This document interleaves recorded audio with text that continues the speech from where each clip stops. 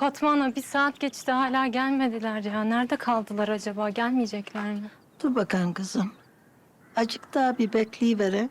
Ha? Gelirler belki. Gerçi ben biliyorum ne olup bittiğini ama. Ya dün çok hevesliydiler. Ne olmuş olabilir ki? Bilmiyorum. Her şeyi de onlardan biliyorsunuz diyeceksiniz bana ama... ...bu işin altından Atabeyler çıkmazsa ben de Tahir değilim. Kızım, bak bugün olmaz yarın olur. Kader gayrete aşıktır. Sen yüreğine hiç ot düşüreyim deme. Kalbini yeis bağlamasın kızım. Su akacak, yolunu bulacak. Kızım, durma böyle bak üzülüyorum. Tamam gelmedilerse gelmediler. Ne yapalım yani? Evet, yapılacak bir şey yok. Sürpriz. Hoş geldin. Hoş bulduk.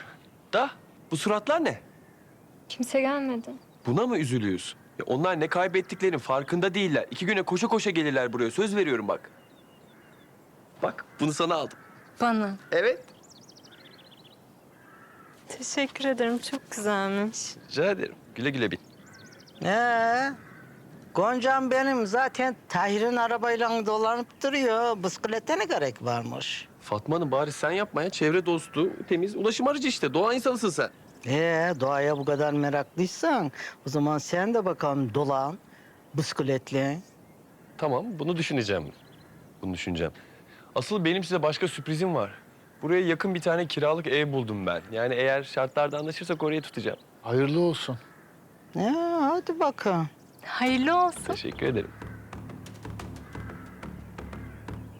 Ya baba, ben Toprak'la buluşmam lazım da söz verdim ona şimdi. Ali ile Nurbano'nun düğün hazırlığı için yardım edeceğiz de. Tamam eğer onunla gideceksen de dikkatli kullan olur mu? Tamam. Toprağa çok selam söyle. Söylerim. Hı? Görüşürüz. Zeynep'ciğim gel biz birer kahve içelim biraz konuşalım. Hayırdır? Gel. Gel. Ben bir çantamı alayım.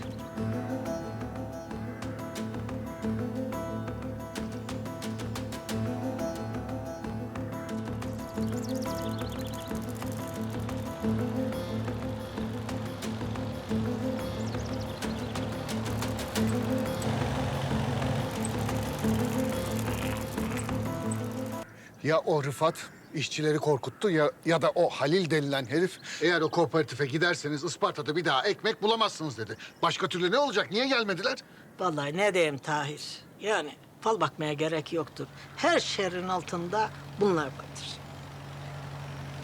Ah, geliyorlar. Git konuş. Lafı fazla uzatma.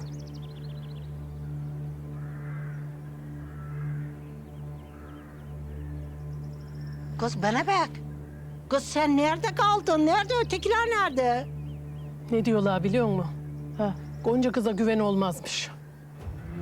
Hem Arda diye biriyle yavukluymuş, hem de Toprak Atabey'le gezip tozuyormuş.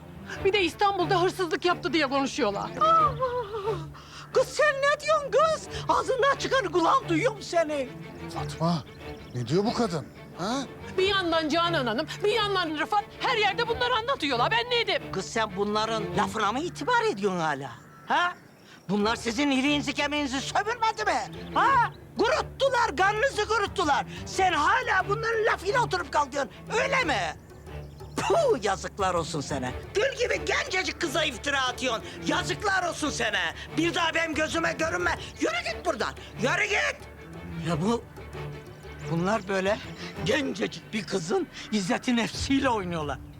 Bunların bu dedikodusuyla, bunların bu yalan iftiralarıyla bunlar aynı şeyi gülümseme de ettiler. Bak gene aynı şeyleri ediyorlar.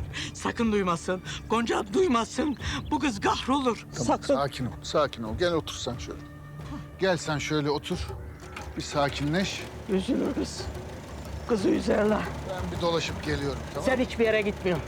Geç otur bakayım yanıma. Sen bu çamura bulaşmayacaksın. Bu benim işim, anladın mı? Bu benim işim, bitti. Göstereceksin alayına günler. Deyyuslar görecekler günler.